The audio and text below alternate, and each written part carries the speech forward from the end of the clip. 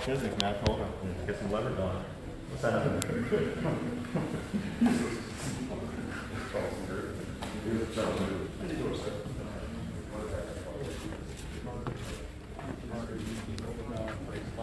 W.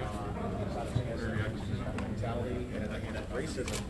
It brought home for people exactly what we've been dealing with now in this country. Years of influence, no longer will be.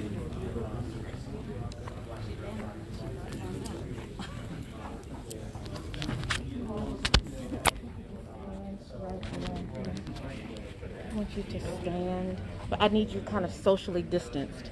So if you can come up here and don't like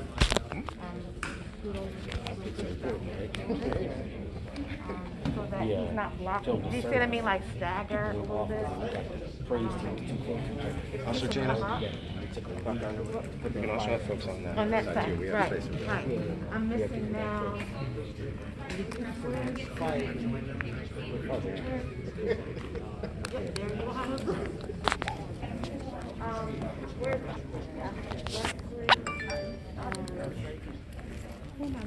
I was not where are you?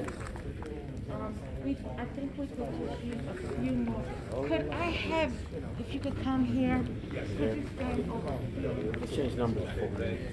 His Twitter is at Robbie. Hey, Pastor, how are you? Always great to see you, man. Good.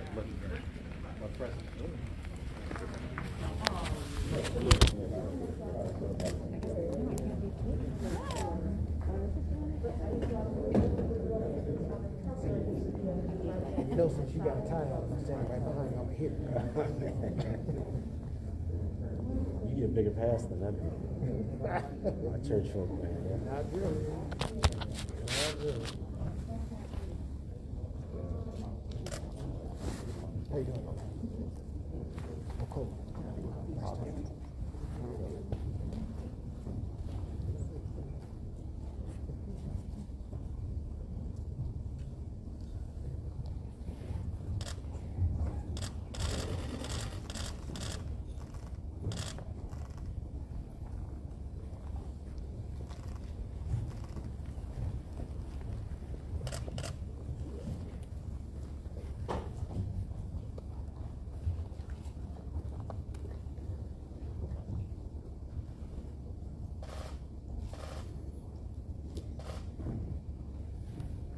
Well, good morning, everyone. Good morning. Ladies and gentlemen, it's time. It's time. It's time to put an end to the lost cause and fully embrace the righteous cause. It's time to replace the racist symbols of oppression and inequality, symbols that have literally dominated our landscape, with symbols that represent and summon the best in all of us, in all of our people, ones that reflect the diverse, inclusive, and equitable city we are today, and we continue to strive to be. It's time to heal, ladies and gentlemen. Richmond is no longer the capital of the Confederacy. Woo!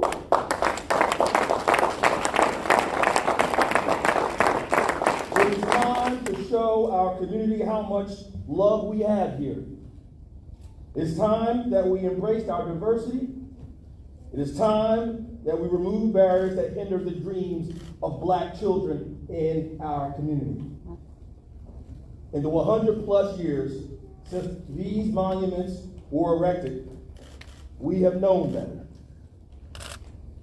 We knew better during Jim Crow. We knew better during mass resistance. And we knew better long before the dying pleas of young Black men like George Floyd. We have two pandemics in this country: COVID-19 and racism. One is 6 months old, the other 400 years old. And as the events of the last months and the last 2 weeks have made painfully clear, both are lethal, especially for Black and brown people. It is our responsibility to do everything we can to keep either from claiming more lives in this country, in this world. We need to show that black and brown lives matter. This is our moral duty. We know better. And now that we know better, it's time to do better. The decision announced by the governor today and the ordinance I will propose to our city council to remove all of our city-controlled monuments on Monument Avenue signal a new day for our city and for our Commonwealth. And as a 39-year-old black man, the grandson of a housekeeper maid, and the son of a janitor, I couldn't be more proud of the decision we have made. I thank you, Governor, for your leadership. And also I want to thank all the Richmonders and Virginians, young and old, who have come out over the last week to peacefully protest injustice and add their voices to promote reconciliation, equality, healing, change, and atonement for the past. The great writer James Baldwin said, "History is not the past, it's the present. We carry our history with us. We are our history." This is our chance to write a new chapter in our history, our present history, and to carry the story of a diverse and loving city and Commonwealth forward with us. With that, I'd like to introduce the Governor of the Commonwealth of Virginia, Governor Ralph Northam.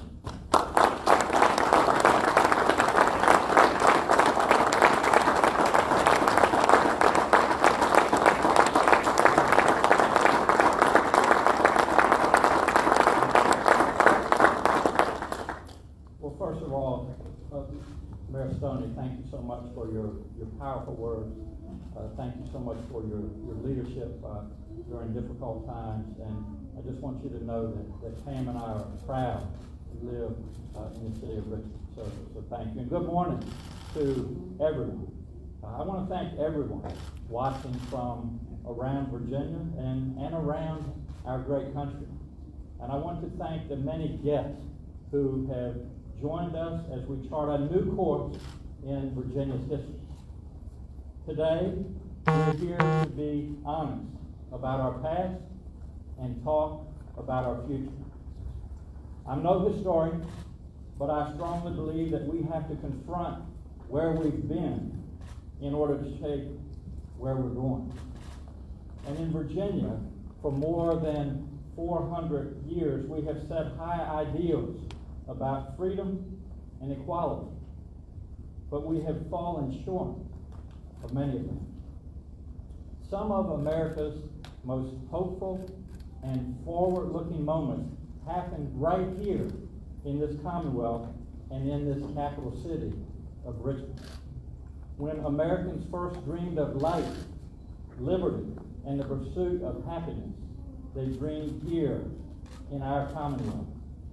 Virginia adopted a Declaration of Rights before the United States declared independence. It said that all are equally free and independent and have certain inherent rights. It specifically called out freedom of the press and freedom of religion. And in a church on a hill just 15 blocks from here, Virginia's first elected governor helped launch the American Revolution when he cried, "Give me liberty or give me death." That was Patrick Henry, and I now have the job that he once held 72 governors ago. These are our greatest legacies as Americans. But there's a whole lot more to the story, because those inspiring words and high ideals did not apply to everyone. Not then and not now. Because at the bottom of that very same hill one of the country's largest slave trading markets was coming to light. A place where Virginians would sell men, women, and children for profit. Americans buying and selling other Americans. This is just as much the American story as it's one that we are only just now beginning to tell more fully. Through 400 years of American history, starting with the enslavement of Africans, through the Civil War, through Jim Crow and massive resistance and mass incarceration. Black oppression has always existed in this country, just in different forms. The legacy of racism continues not just in isolated incidents like we saw in Minneapolis a few days ago. And I want to acknowledge that our country will honor the life of George Floyd in a memorial service in about 3 hours. The legacy of racism also continues as part of a system that touches every person and every aspect of our lives, whether we know it or not. But hearts are in different places, and not everyone can see it, or they don't want to see it. When I used to teach ambitious young doctors, I would tell them that eyes can't see what the mind doesn't know. Think about it. The eyes can't see what the mind doesn't know. And that's true for a lot of us. So it's time to acknowledge the reality of institutional racism, even if you can't see it. Public policies have kept this reality in place for a long time. That's why we've been working so hard to reform criminal justice laws, expand health care access, make it easier to vote, and so much more. But symbols matter too, and Virginia has never been willing to deal with symbols. Until now. Today, Virginia is home to more Confederate commemorations than any other state. That's true because generations ago, Virginia made the decision not to celebrate unity, but to honor the cause of division. You'll see this if you look around Virginia and our capital city. The statue of Robert E. Lee is the most prominent. Lee himself didn't want a monument, but Virginia built one anyway. Lee once said, "I think it is wiser not to keep open the sores of war, but to follow the example of those nations who endeavor to obliterate the marks of civil strife, to commit to oblivion the feelings engendered." Those are wise words indeed. So what happened? Virginia leaders said, "We know better." Instead of choosing to heal the wounds of the American Civil War, they chose to keep them on display right here in Richmond. They launched a new campaign to undo the results of the Civil War by other means. They needed a symbol to shore up the cause. And it's quite a symbol. The Lee statue was built in France. And when it arrived by boat on the James River docks, it took 10,000 citizens, 10,000, and a whole lot of rope to haul 3 large crates out into the tobacco field where it would be installed. Some business people put it out in the field so they could eventually build a housing development around it and make money. And it worked. This happened in May of 1890, 20 years after Lee died and a generation after the Civil War ended. 150,000 people came out when the statue was unveiled. But from the beginning, there was no secret about what the statue meant. Almost every one of those 150,000 people waved Confederate flags that day.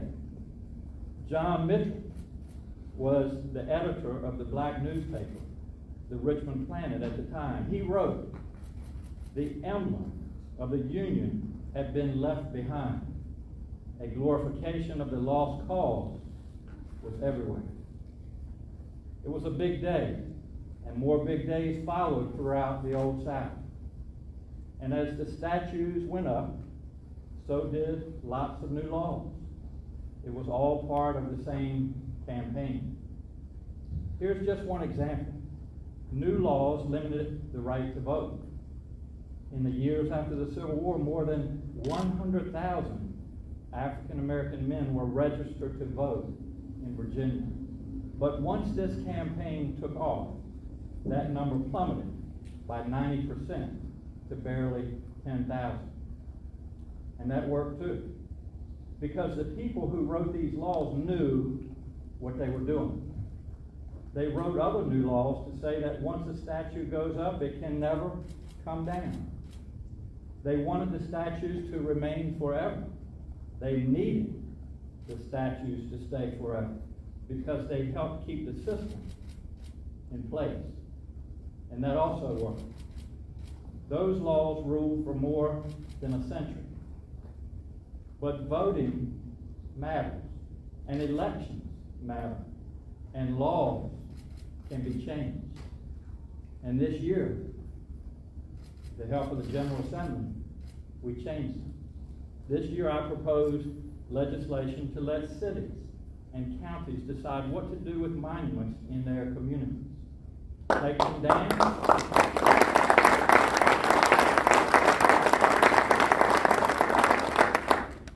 Take them down, move them somewhere else, or add additional content. That law takes effect in 4 weeks, and then local communities will decide. I know Richmond is going to do the right thing. But the Lee statue is unique. It's different from every other statue in Virginia, both in size and in legal status. You see, the state owns it, unlike most other statues. That was another part of the plan, to keep it up forever. It sits on a 100-foot circle of land, a state-owned island surrounded by the city of Richmond. The whole thing is 6 stories tall. It towers over homes, businesses, and everyone who lives in Virginia, from elegant Monument Avenue to the public housing neighborhood of Gilpin Court. The statue itself weighs 12 tons, and it sits atop a large pedestal. Now, a pedestal is a place of honor. We put things on pedestals when we want people to look up. Think about the message that this sends to people coming from around the world to visit the capital city of one of the largest states in our country, or to young children. What do you say when a 6-year-old African-American little girl looks you in the eye and says, "What does this big statue mean? Why is it here?"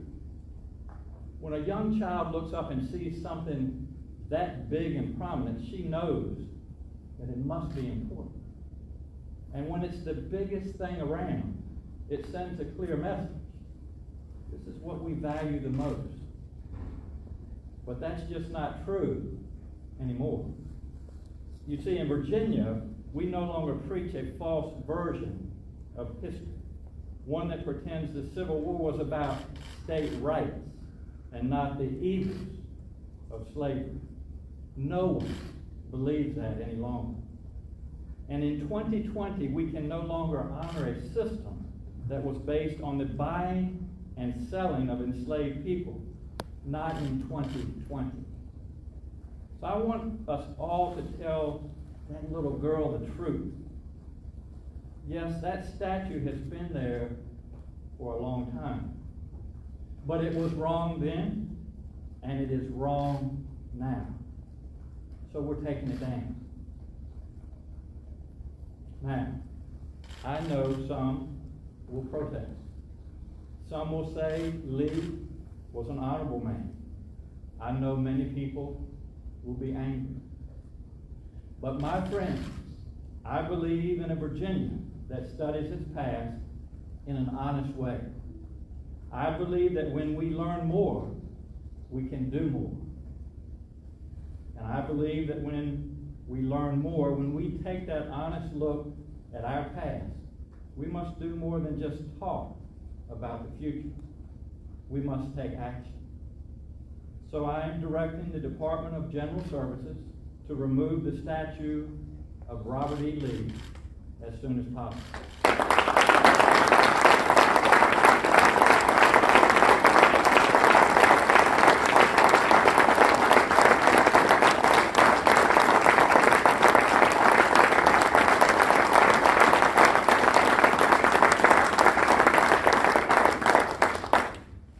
It will go into storage, and we will work with the community to determine its future. Before we turn to the next speakers, I want to acknowledge all the elected officials, scholars, members of our advisory boards, and other guests who are here today. In particular, I want to acknowledge members of the family of Barbara Johns, Mr. Robert Johns and his grandson, Mr. Tyrone Mayer Jr. You all know their family's story. In 1951, a 16-year-old girl, Barbara Johns, stood up and led a protest, a student strike against substandard conditions at Robert Moton High School in Prince William County. She pushed, and two great American attorneys took up her cause. Oliver Hill and Spotswood Robinson filed suit just next door in the federal courthouse at the bottom of the hill.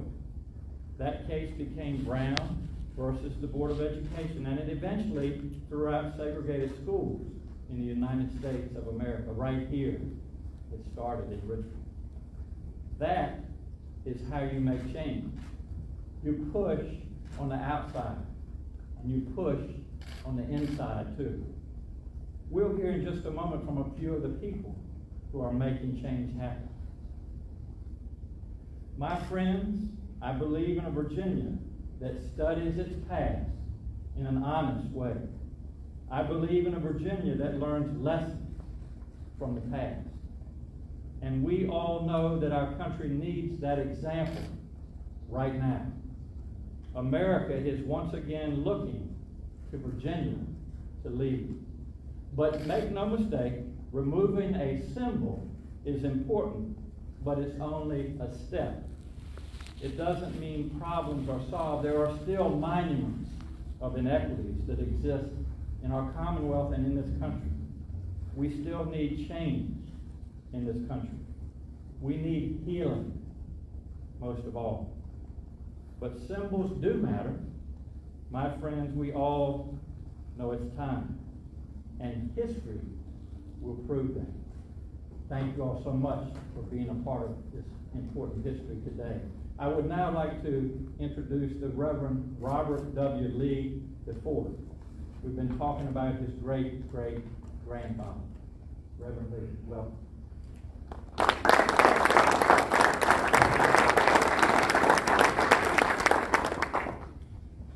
My uncle, Robert E. Lee, so many greats removed, of course, has a storied history in the Commonwealth of Virginia, but today the world is watching. Because of the death of George Floyd, because of the death of so many other people at the hands of oppression and racism and violence and white supremacy and police brutality, we are here because we want to show that we can and must be different. A new day is coming, not only for the Commonwealth, but for the United States and for the world, in which, as the great Martin Luther King promised, justice would roll down like a river. and righteousness like an ever-flowing stream. This is the hope that we live in. But I know that my name bears some weight here, at least in the Commonwealth. To those of you who might be doubting, to those of you who might be hedging your bets that this is not the time to do this, when will be the right time? When will it be right to address the white supremacy and racism that we have made an idol of my uncle out of? We have created an idol of white supremacy, of hatred, of racism, out, and rightfully so, out of the Confederacy, and we must do our best now to address that. Now, as you can see, I'm a pastor also. And I was baptized, and when you are baptized, you're baptized by your given name, not your last name. So I was a Christian first, and then a Lee second. And as a Christian, I am compelled to believe that this is a moment for us not to shy away from painful truths, but to address them for what they are. Lee, indeed, was a complicated figure, and we all know that.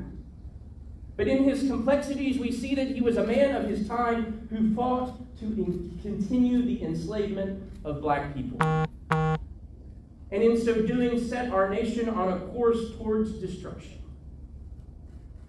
But we have a chance here today in the Commonwealth of Virginia. We have a chance to say that this will indeed not be our final moment and our final stand. There is more important things to address than just a statue, yes, and we know that, and we see that across the nation. But this statue is a symbol of oppression, and if it is a symbol, it becomes an idol. And if it becomes an idol, I am convinced as a Christian that the idols must be torn down.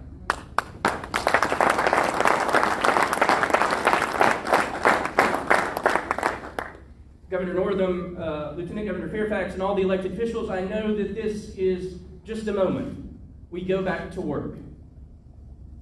But in our going back to work, we go back renewed, knowing that this is the start of a new moment, a new cause. The lost cause is dead, a new cause is upon us. One of equality, of justice, of peace and concord. It is in this hope that we come together, even in spite of what's going on across the nation. We come together and say that we must address these issues. And it starts with the statues, and it goes on from there. Don't rest today. For the work of justice continues, and the work of what we do to bring about change continues. This past week was Pentecost, and we talked about the story of the Holy Spirit descending upon the first apostles. One of the things I thought of most prevalently was the hymn, the Canticle of the Turning. And it says, "The world is about to turn. Let the fires of your justice burn, for the world is about to turn." Friends, the world may be burning, and the world is about to turn, because we are going to let justice roll down, and this is the start of something incredible. We're with you. We support the Commonwealth. And on behalf of my line of the Lees, that descend back to the Lees of Virginia, we support you, and we wholeheartedly commend this act.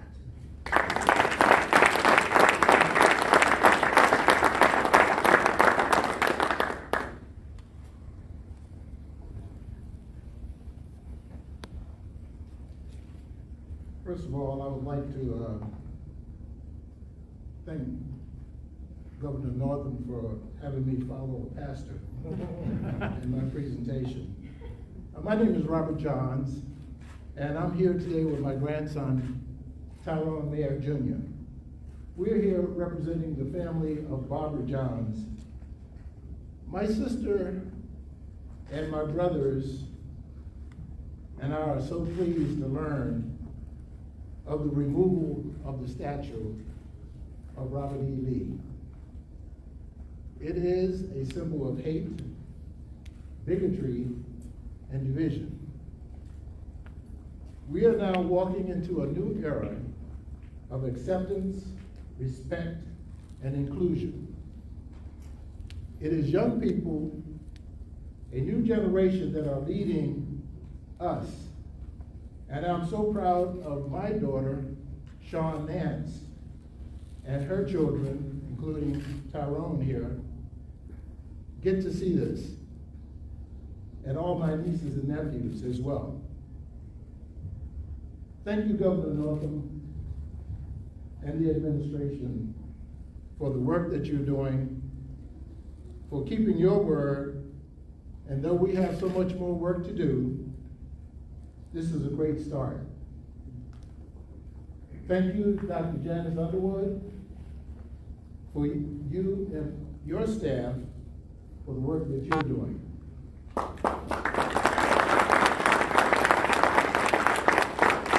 are so proud, the Johns family is proud, and the Commonwealth of Virginia is proud. And I'd like to add one more thing. For all those who are protesting, I would encourage you in the Commonwealth of Virginia, throughout this country, please register to vote. Because this is what is going on.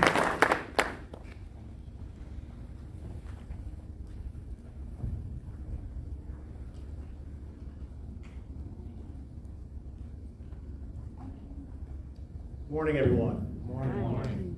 It is indeed an honor to be here with you all today at this defining moment in history.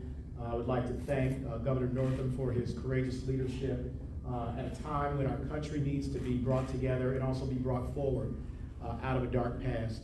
I think it speaks volumes that you can stand up right now with one voice and with clarity to say that we need to be very different as a Commonwealth and as a country than what we have been.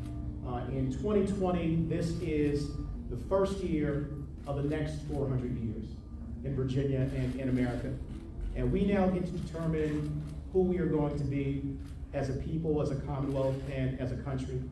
Whether or not we will be shackled by our history, whether or not we will continue to exclude people, to treat them unequally, to take people outside of the scope of the promise of this nation and its founding documents. And today in Virginia, I believe we are making a down payment on a new promise to the people of Virginia and of America.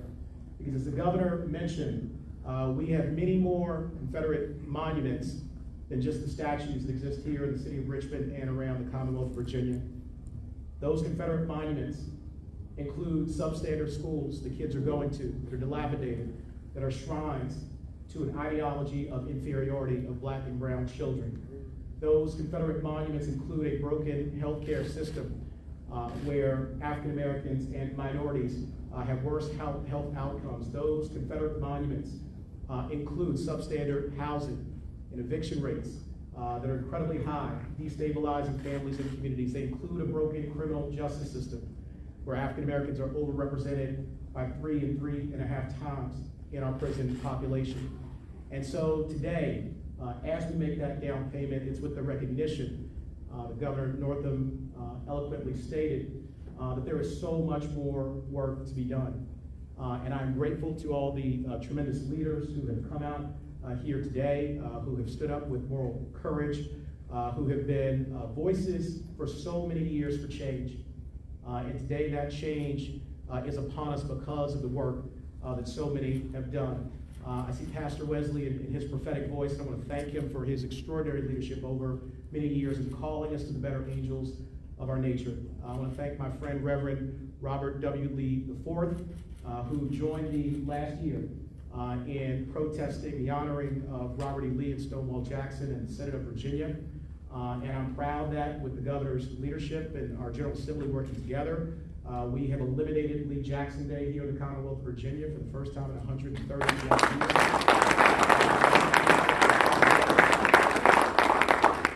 And we no longer in the Senate of Virginia honor Robert E. Lee or Stonewall Jackson in adjourn in their memory. But this is the culmination of the work of so many people over so long a period of time. And last year in Virginia, in 2019, we commemorated 400 years since the first meeting of the General Assembly of Virginia in Jamestown in 1619. But we also commemorated 400 years since the first enslaved Africans were forced to land right here in Virginia, Fort Monroe, Hampton, Point Comfort. And those have been the dual strands of darkness and light that have run through the veins of the Commonwealth of Virginia and through our nation for 4 centuries. And you can draw a direct line from that 400-year mark through slavery and segregation, and the black codes, and discrimination, and massive resistance, and the death of George Floyd on a curb in Minneapolis, and the death of Breonna Taylor sleeping in her home, and the death of Ahmaud Arbery, who was killed, hunted down like prey on the streets of Georgia. You can draw a direct line from that point to everything that we're experiencing today, but the good news is that we can be different in this first year of the next 400 years. We can take this country and our Commonwealth on a different course. And I think that's what today is all about. And so this is something that impacts every single one of us, regardless of your color, creed, faith, nationality, or origin. We're witnessing a moment in history where we all get to change, to rise, to build people and communities up and not tear people and communities down. And so tomorrow, this is also very personal for me and my family. Tomorrow will mark 222 years to the day that my great-great-great-grandfather, Simon Fairfax, was freed from slavery on June the 5th, 1798 in Fairfax County, Virginia, freed by the 9th Lord Fairfax. And so this is something that impacts every single one of us, but I am proud that my 9-year-old daughter and 10-year-old son will not have to grow up in a Virginia and in a world that does not value them, that their lives will be put on a pedestal, that their lives will matter, and that the lives of every black and brown person in Virginia and in America will matter, and will have hope, and will have opportunity for change. So thank you, Virginia, for standing up at this moment in history. Thank you, Governor, for your tremendous leadership. And America has its best days ahead of us because of what we are doing right now. So God bless you all, and thank you very much.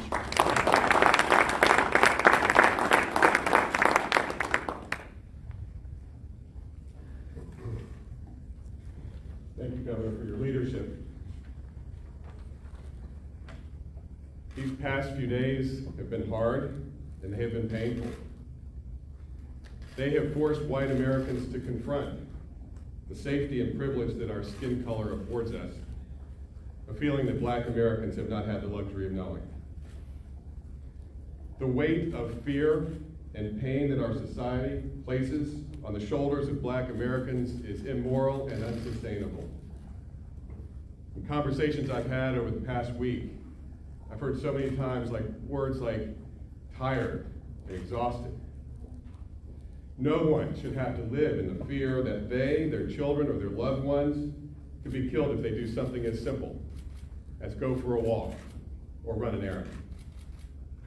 I can't personally know the weight of that fear, but I recognize it, and I'm listening.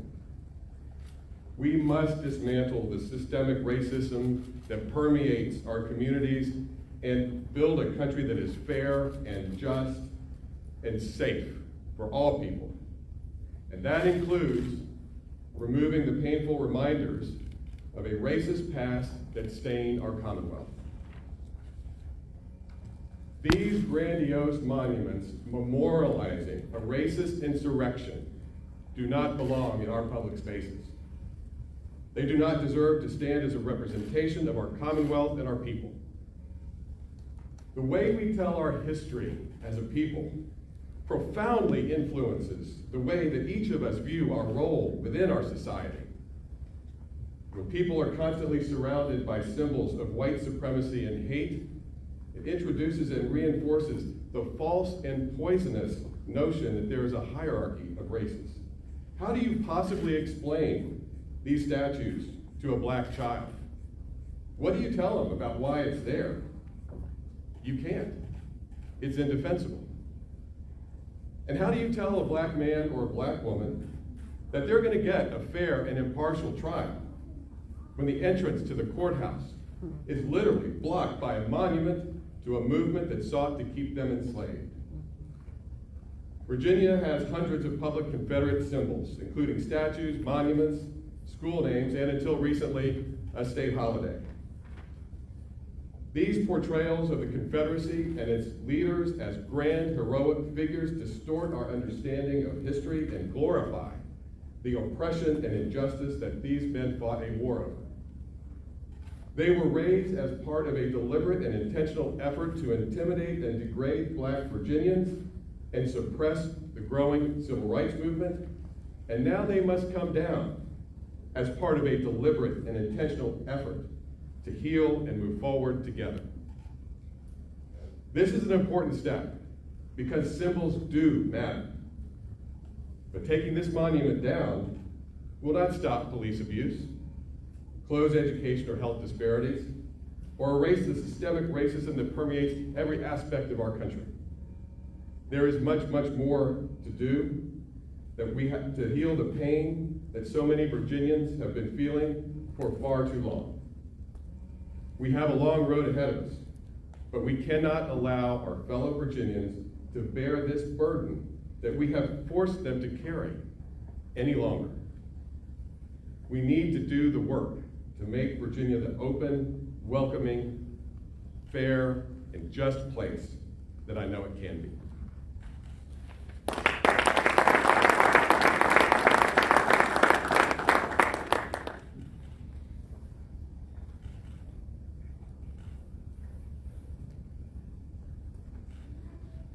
My name is Ziona Bryant.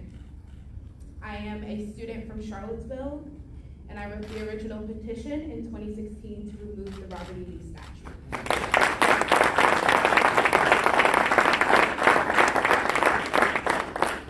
I want to first start by honoring the ancestors and my own personal family, because they are the shoulders that I stand on. I want to be clear that there will be no healing or reconciliation until we have equity, until we have fully dismantled the systems that oppress Black and brown people. And the only way that we can move forward is if we center the voices of the people who are the most marginalized. Until we are able to fully come to the table with activists and organizers who have been working day in and day out to organize their communities, we will not be able to move forward for progress. And so I want to make space to intentionally thank the activists in Charlottesville who have put in decades worth of work to get us to where we are today. Without them, we wouldn't be here. Without a little bit of inconvenience, without a little bit of making people uncomfortable, we wouldn't be here. And so today I want to say, it is no longer adequate to walk away from having the tough conversations. It is no longer okay to walk away from racist dialogue because you don't want to cause controversy. Lives are on the line. Our future is on the line. And so until we are all actively working to dismantle those systems, we are complicit. Until we work to amplify the voices of Black women, Black LGBTQ folks, undocumented communities, we are still not doing it right. And so I wanted to keep my remarks brief, but I certainly wanted to end them by saying, Black lives matter. Thank you.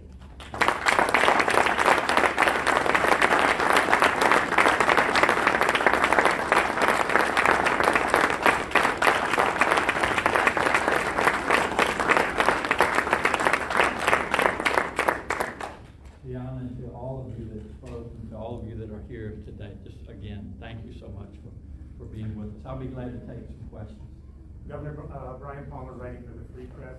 This is a powerful, symbolic move, and I say that as a descendant of enslaved people, and someone who's fought in pretty much every county in Virginia to find out how much money has been spent on these monuments and this for the city of Richmond. But what people are asking for on the street now is concrete steps to address police brutality, concrete steps toward racial justice, a comprehensive plan.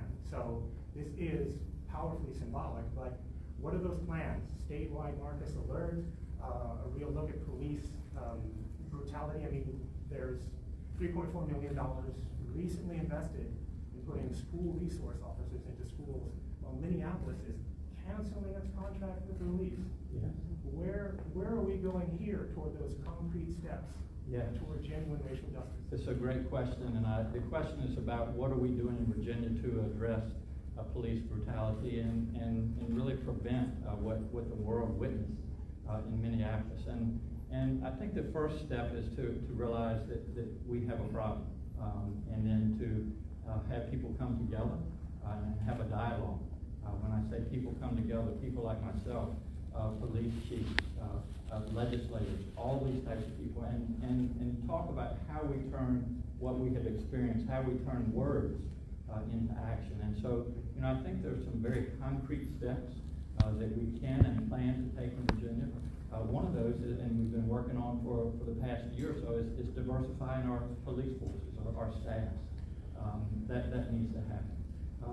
Having more interaction with the communities, letting people out in communities know that police officers are there to help them, not to hurt them. Techniques such as de-escalate, how do we train better for those situations? Body cameras, we've addressed that in Virginia, and we'll continue to work on that. So again, there are a number of things that we have been and will continue to work on in Virginia to really address the police brutality. And I think from a cooperative point of view, and just in discussions I've had, everybody wants to be part of this. We cannot allow, we as a society cannot allow, we have witnessed not just in Minneapolis, but in all the other instances as well. So now is the time to bring people together, to take words, but to turn them into action. That's what we'll continue to do in Virginia. Governor, can you address the timing of this? I mean, you were asked about it Tuesday. Why now specifically? Alan, the question is why now? And I think it's pretty apparent as we look around this country. There is pain. Certainly, Alan is a physician. I can recognize the pain along with a lot of other people, and now is the time to heal. So we made this decision. We're proud of this decision, and we're taking a new direction in Virginia.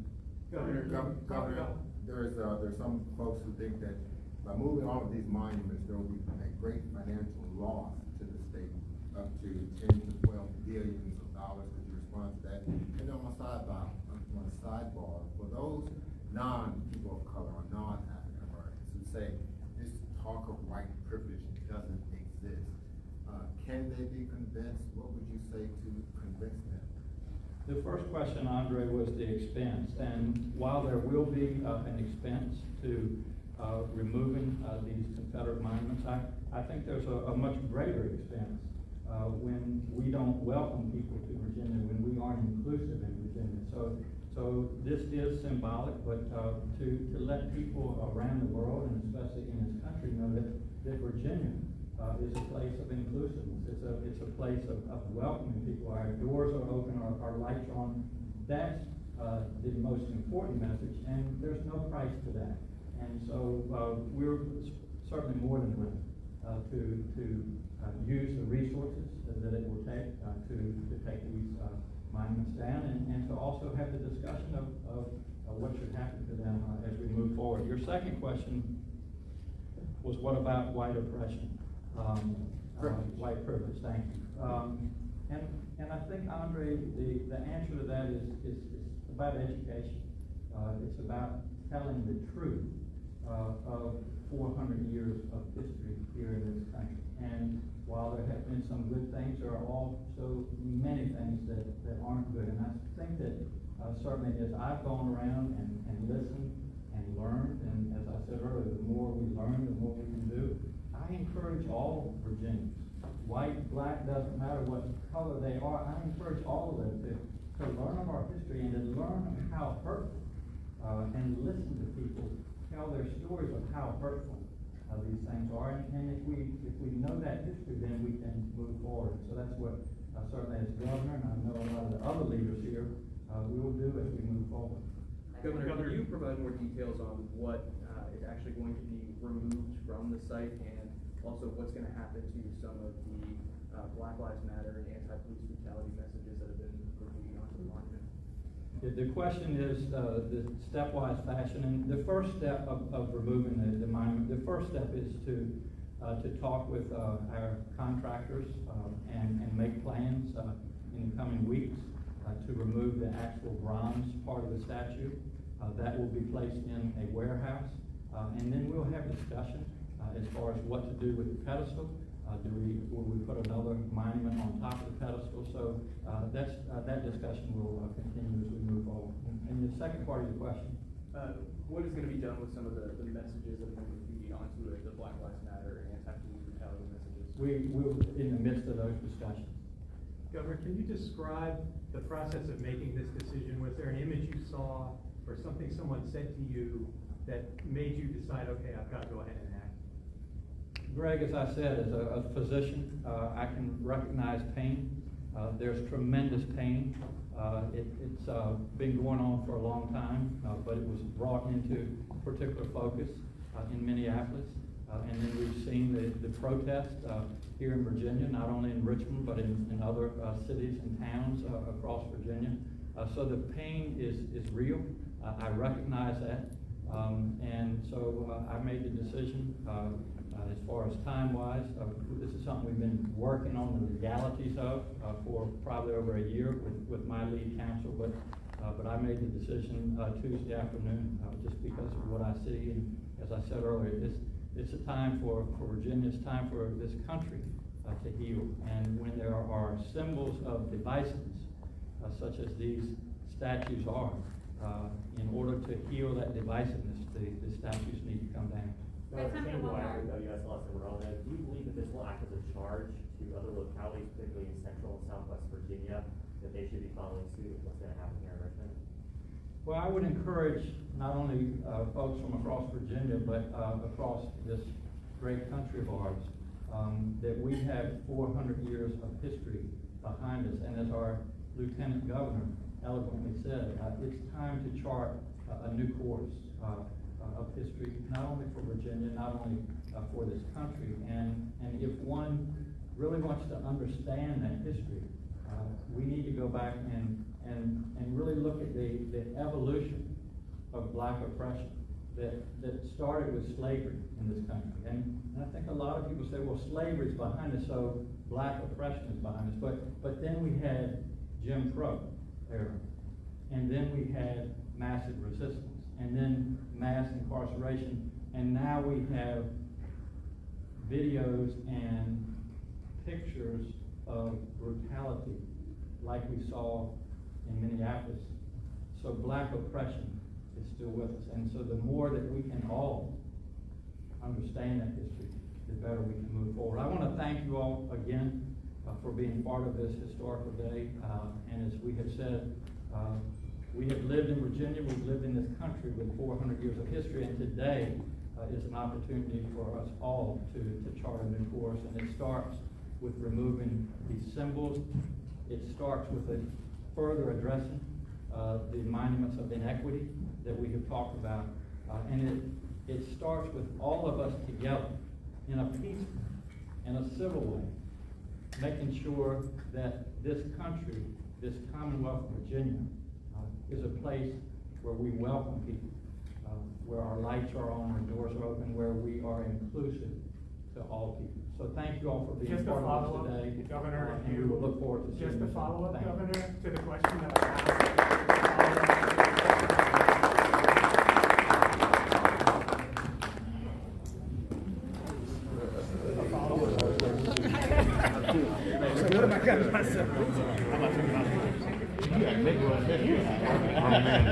Jeez. So hard. This is secretly exhausting. I told them it was going to be like this.